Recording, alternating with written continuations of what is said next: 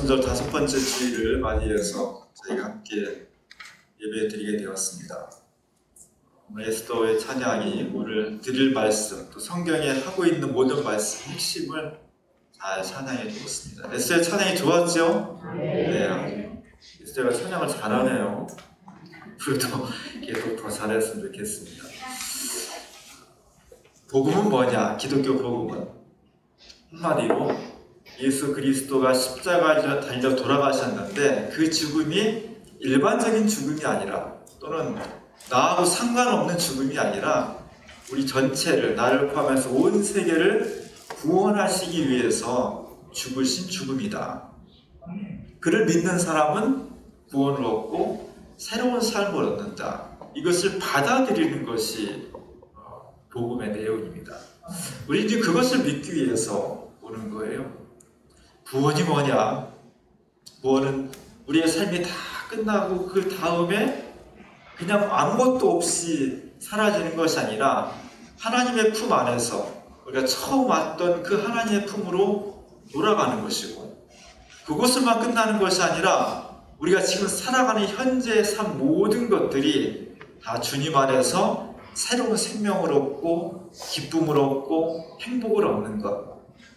개인의 삶뿐만 아니라 우리를 둘러싸고 있는 사회, 문화, 정치, 제도, 그 모든 것이 주님의 사랑과 공의로우심으로 바뀌어가는 것. 그것이 바로 구원의 내용입니다. 우리 모두가 다 구원받길 원하고 하나님께서 우리를 구원받으라고 부르신 사람들입니다. 모두가 다 구원받느냐? 그렇지 않다는 거죠. 구원받는 사람도 있고 못 받는 사람도 있는 거예요. 구원으로 기쁨을 얻는 사람도 있고 불행하고 안타깝지만 심판을 받는 사람도 있다는 겁니다. 오늘 주보 그림에 바로 이 장면을 정확하게 이야기하고 있어요. 2000년 전에 예수님께서 갈보리 언덕에서, 골고다 언덕에서 십자가 달려 돌아가셨습니다. 근데 예수님 혼자 돌아가신 것이 아니라 그때 2명의 다른 사람도 있었어요. 루벤스라는 사람이 이 장면을 그렸습니다. 루벤스라고 하는 잘 알죠? 우리가 플란다스의 개에서 그 총명하고 예쁜 네로가 죽으면서까지 보고 싶었던 그림이 루벤스의 그림이었습니다. 620년 정도의 그림, 1620년 정도의 그림인데 당시의 최고의 화가였습니다. 예수님 주변의 양쪽에 2 사람이 같이 십자가에 달려지고 있어요. 누가복음에서 이 사람들을 행악자, 악을 행한 사람, 범죄자라고 표현했습니다. 어떤 범죄인지 모르겠어요. 단순한 도둑인지 강도인지 잘 모르겠습니다. 그러나 단순 범죄는 아니겠죠. 잡범은 아니겠죠. 그랬다면 이렇게 중한 죄를, 중한 형벌을 내릴 수가 없습니다. 아주 중한 죄를 지은 사람 2 사람이 함께 지금 예수님과 십자가 달려 죽으시는 거예요. 그 중에 한 사람이, 우리가 볼 때 오른쪽에 있는 사람이 예수님께 이렇게 이야기를 하고 있는 겁니다. 내가 메시아라고 하는데, 세상을 구원할 그리스도가 하는데, 그렇다면 지금 너 자신하고 우리를 구원해라, 이렇게 말하고 있는 겁니다. 이것은 우리를 구원해 주십시오, 우리에게 은총을 베풀어 주십시오, 이렇게 부탁하고 호소하는 것이 아니라 비꼬는 겁니다. 경멸하는 겁니다. 비난하는 겁니다. 그런 음성을 지금 내뱉고 있습니다. 여기에 대해서 예수님은 아무 말씀도 하지 않으셨어요. 화가는 이 사람의 모양을 굉장히 체격이 땅땅하고 근육질의 사람으로 그렸습니다. 그가 내뱉는 예수님에 대한 비방이 아주 옹골찬 거예요. 그냥 허물어진 것이 아니라 아주 강한 음성으로 우리에게 들려주고 있습니다. 반면에 똑같이 지금 십자가를 죽고 있는데 예수님 왼편에 있는 사람은 이 사람을 꾸짖는 겁니다. 너 조용히 해라. 무슨 말 하는 거냐? 너와 나는 지금 죄를 지어서 마땅한 벌을 받고 있는 것이지만 여기 있는 예수님은 절대로 이런 벌을 받으실 분이 아님에도 불구하고 우리와 같은 지금 고난을 당하고 있는 거다. 이렇게 강렬하게 꾸짖습니다. 그리고 예수님을 향해서 이렇게 말씀하고 있습니다. 42절에 다 같이 읽어보겠습니다. 예수여, 당신의 나라 임하실 때에 나를 기억하소서. 똑같은 죄를 짓고 지금 형벌을 받고 있는데 예수 양표에 있는 사람의 태도가 전혀 다른 겁니다. 한 사람은 네가 진짜 메시아라면 우리 구원해봐 이렇게 비방을 하고 있고요. 이 사람은 예수님, 당신이 이렇게 형벌 받으실 분이 아닌데 이렇게 고난을 당하고 있습니다. 당신의 나라에 임하실 때에 나를 긍휼히 여기십시오. 기억해 주십시오. 전혀 상반된 입장을 표명하고 있습니다. 이 사람이 전혀 이것을 기대하는 것은 아니었는데 예수님께서 정말 뜻밖의 은총을 베풀어 주셨어요. 오늘 내가 나와 함께 남은 있을 것이다. 지금은 고통을 받고 있지만, 지금은 죽음에 임박했지만, 이 삶은 끝나지만 나와 함께 이 고백을 통해서 영원한 하나님의 나라에서 생명과 구원을 누리게 될 것이다. 사람이 받을 수 있는 최고의 찬사와 은총을 받은 겁니다. 이 사람은 전혀 이런 걸 기대하지 않았어요. 오늘 이 장면에서 예수님을 가운데 두고 똑같은 처지에 있는 두 사람, 여기까지 올 때까지 똑같았습니다. 똑같은 십자가에 못 박혔고요. 똑같은 제목으로 죽음에 이르게 된 겁니다. 근데 이 순간 예수님께 대하는 이 태도와 고백에 따라서 두 사람의 운명이 완전히 엇갈려 버렸습니다. 한 사람은 영원한 심판을 면치 못했고요. 한 사람은 심판받는 가운데에서 인간이 받을 수 있는 최고의 구원과 은총을 받게 되었습니다. 우리 삶 속에 구원과 심판 두 갈래 길이 놓여져 있습니다. 모든 사람 앞에 우리의 삶 속에 어느 길을 선택할 것인지 하는 우리의 선택이 남아 있습니다. 하나님께서 우리를 구원해 주시기 원하십니다. 하나님께서 우리를 심판 가운데서 끌어내서 새로운 생명과 은총을 베풀어 주시기 원합니다. 하나님의 심판이 있습니다. 하나님의 심판이 아파하면서 하는 심판도 있고요. 홀가분한 심판도 있어요. 제가 영화 드라마 우리나라가 오징어 게임 이후로 또 한 번 세계에 1위를 했어요. 더 글루리한 드라마로. 제가 이걸 안 보려고 했는데 여러 가지 불편한 점이 있어서 진짜 안 보려고 했는데 결국 봤습니다. 재밌게 봤어요. 이 드라마는 굉장히 잘 짜여진 거예요. 마치 바둑판, 거의 바둑이 소재로 나오지만 바둑판이 가로 세로 19줄로 되어 있잖아요. 다 연결이 되어 있습니다. 하나도 연결이 안 된 부분이 없어요. 굉장히 잘 짜여져 있어요. 그래서 거기 드라마에 나오는 인물들은요, 그냥 허투루 나오는 사람이 없어. 다 의미가 있고, 다 관계가 있고, 설정이 다 되어 있습니다. 굉장히 잘 짜여진 그런 드라마예요. 그래서 매력적이에요. 사람들이 거기에 막 빨려 들어가는 겁니다. 반면에 좀 답답한 면도 있죠. 너무 잘 짜여 있으니까. 너무 사람이 완벽하고 너무 논리적이면요, 질려버려요. 이런 드라마가 굉장히 매력적이면서 질리는 거예요. 한치의 오차도 없이 짜여져 있으니까. 그래서 그걸 맞추기 위해서 막 우열을 가장하고 자기적으로 꿰맞춰 놓으려니까 답답한 면이 있습니다. 그럼에도 불구하고 전체적으로 보면 악을 행한 사람들의 사도 통쾌하게 복수하잖아요. 시원하죠? 사이다죠? 그래서 막 보는 재미가 있습니다. 거기 나와 있는 악인들은 다 심판을 받아요. 그 중에 핵심 5명이 아주 통렬한 심판을 받게 되죠. 연진이는 어때요? 모든 사람이 다 떠나버렸어요. 엄마까지 떠나죠. 그리고 본인은 심판을 받고 감옥에 갇혀서 거의 정신 이상이 되어버립니다. 제주인은 어때요?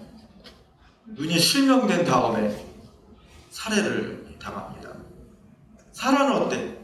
이 사람은 대형교 목사님 따로 나오고 좀 불편한데, 그러니까 남을 조롱하고 남을 망가뜨리는 그 손이 망가져버리고, 해적은 어때요? 남의 프레임을 막 피우고 떠들던 그 목소리가 완전히 괴물처럼 변해버리잖아요. 명호는 남의 고통에 앞장섰다가 자신이 죽음을 당하게 됩니다.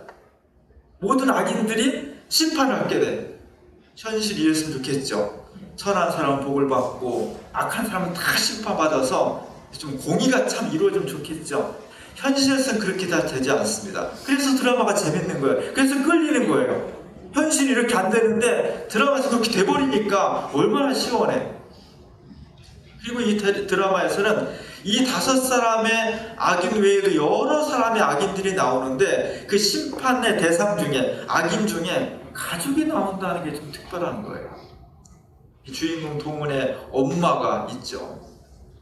세상에 저런 엄마가 있을 정도로 천박하고 악하고 잔인하고 속 없습니다. 여기서 말하는 것은 폭력이란 가해자는 어디서 시작되냐? 가족에게서부터 시작됐다는 거예요. 가족관계가 정말 중요하면서도 자칫 잘못하면 가족이라는 이름으로 폭력이 행사될 수 있다.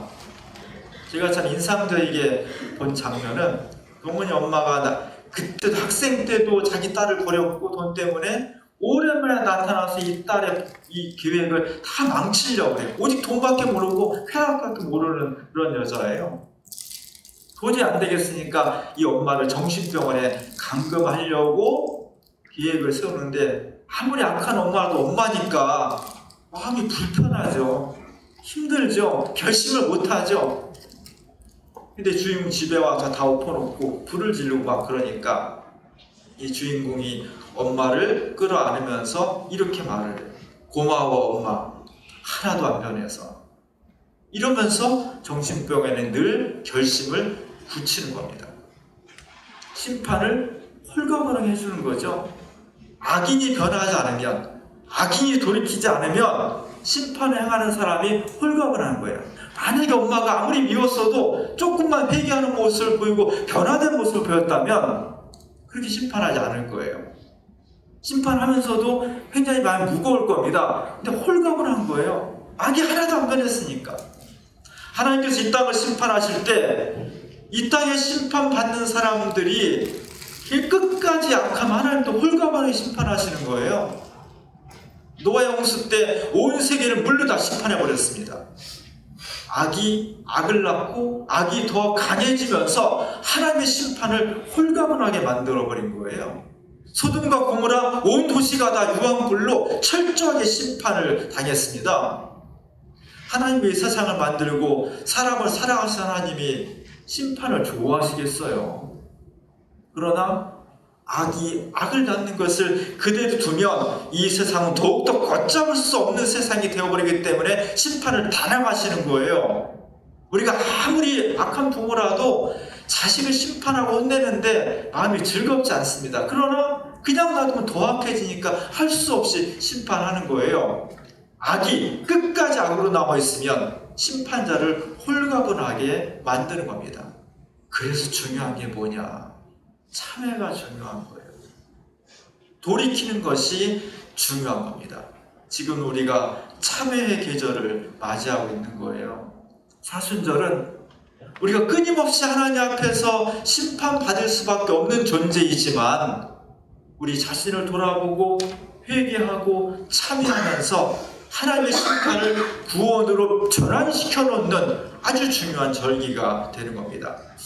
교회를 왜 오냐? 여러분 교회 왜 왔습니까? 구원 받으러 오는 거예요. 그래서 교회는 구원의 방주가 되는 겁니다. 우리는 교회에 구원을 받으러 와야 돼요. 하나님이 이 시간에 우리를 왜 만나러 오시냐? 교회에 우리를 구원하시려 온 겁니다.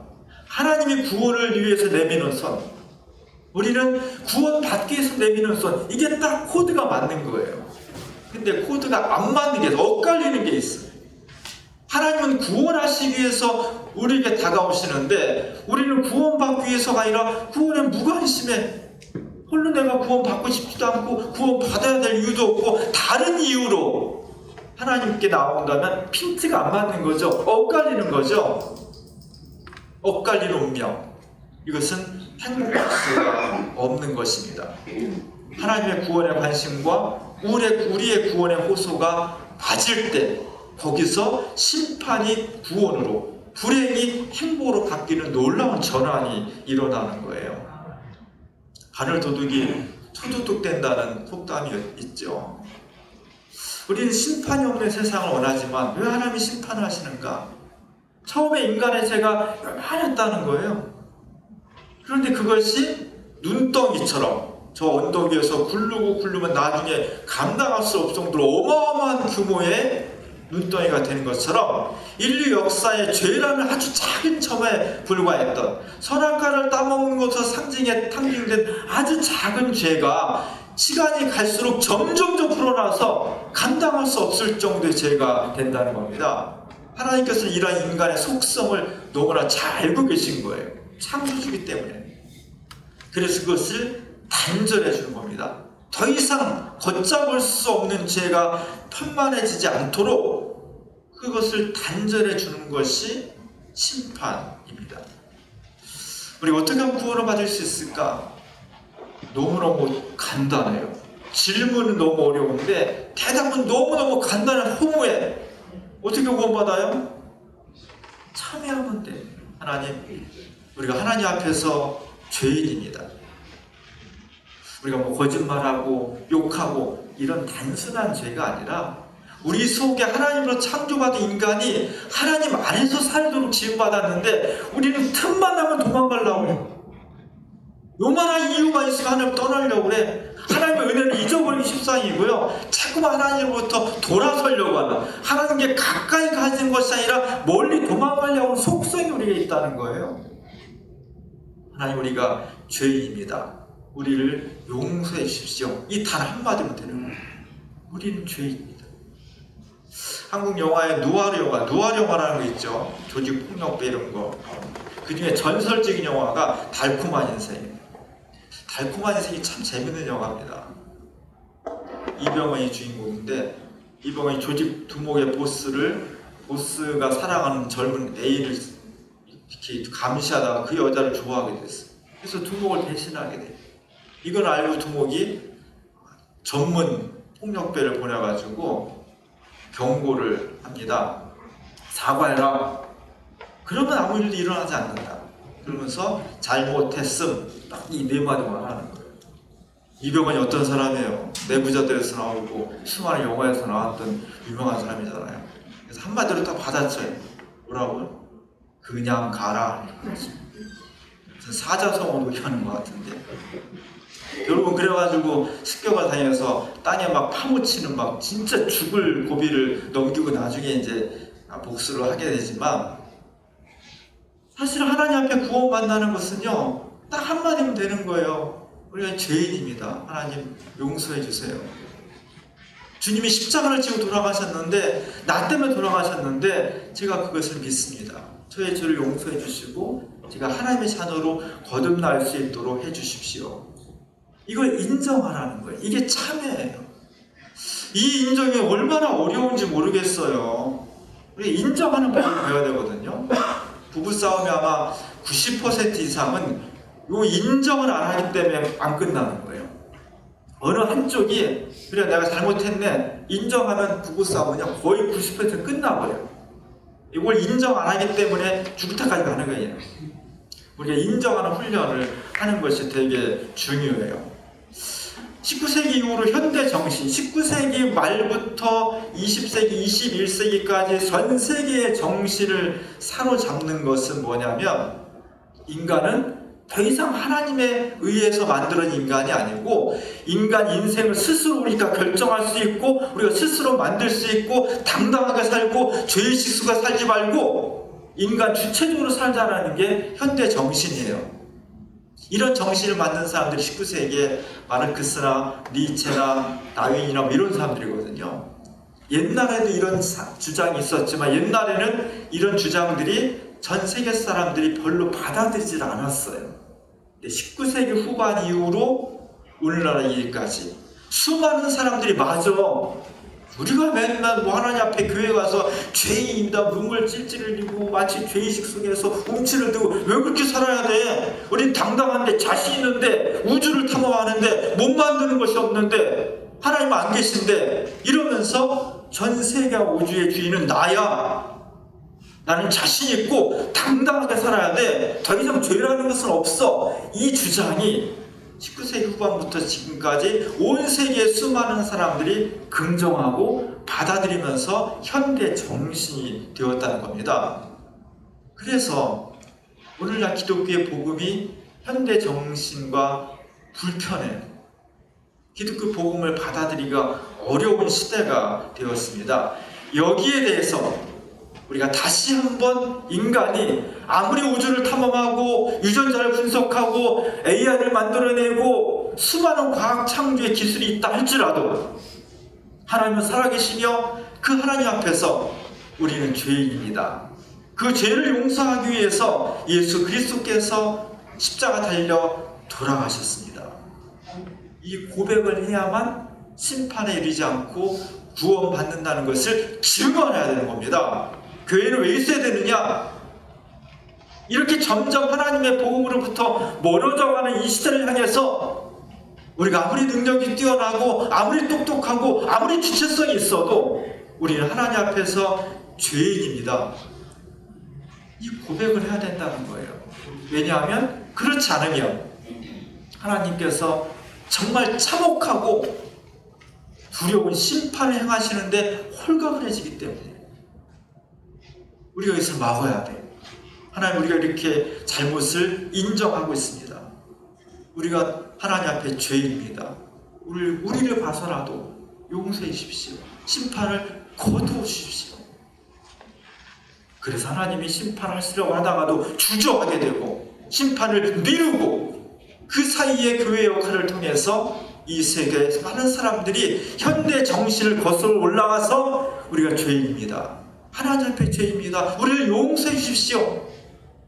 이 고백이 다시 예수 그리스도의 은혜를 통해서 이 세상의 구원과 용서로 확산되는 것, 이것이 교회가 있어야 될 존재의 이유입니다. 세상이 두 가지 엇갈린 길이 우리 앞에 놓여 있습니다. 그리고 훨씬 더 그 심판은 잔혹해지고 철저해지고 무섭게 돼 있어요. 왜냐하면 인간이 만들어 놓은 것이 너무 위험한 것이 많고요. 원자력 발전소나 무기나 기후위기나 심판의 방법이 옛날에 비해서 하나님께서 쓰실 심판의 방법이 너무 널려 있는 거예요. 훨씬 광범위하고 훨씬 잔혹하고 훨씬 두려운 것들이 우리 앞에 놓여 있습니다. 어떻게 할 것이냐? 심판에 당할 것이냐? 구원에 이를 것이냐? 마치 인류는 예수님 십자가 양옆에 놓여 있었던 죄인처럼 두 가지 길을 앞에 서 있는 겁니다. 어떻게 할 것이냐? 심판이 아니라 구원의 길을 가야 될 것입니다. 이게 믿음이에요. 기독교 믿음이 이런 겁니다. 이 사실을 받아들이면서 주님, 저희가 잘못했습니다. 하나님의 나라가 임하실 때 저희를 잊어버리지 마시고 제발 기억해 주십시오. 이 호소, 이 고백 속에 하나님의 구원과 낙원이, 하나님 나라가 우리 앞에 예약되어 있는 것입니다. 지금은 정말로 꽃이 많이 만발하는데 그것과 함께 참회하기 좋은 계절입니다. 그리스도의 십자가 앞에서 우리 자신을, 이 시대를 참회하면서 심판이 아니라 구원의 길을 걸어갈 수 있는 우리 모두가 될 수 있기를 주님의 이름으로 간절히 축원합니다. 기도하겠습니다. 주님, 저희가 죄인입니다. 주님의 나라가 임하실 때 우리를 기억해 주옵소서. 간절한 마음으로 호소하며 주님께 의탁했던 이 사형수가 주님의 놀라우신 은총을 받았습니다. 저희들 심판의 대상이 아니라 구원의 대상이 될 수 있기를 원합니다. 이 세계가 무섭고 잔혹한 심판의 대상이 아니라 기쁨과 감사함으로 구원받는 은총이 이 세계에 넘치기를 원합니다. 우리들 교회가, 우리 각자 그리스도인이 세상을 향해서, 심판이 임박한 세상을 향해서 구원을 받으라고, 주님의 은총을 받으라고, 우리 모두가 다 죄인임을 고백하면서 예수 그리스도의 십자가의 구원을 통해 새로운 역사를 만들라고 간절히 기도하고 호소하는 우리 교회가 되게 하옵소서. 예수님의 이름으로 기도합니다. 아멘.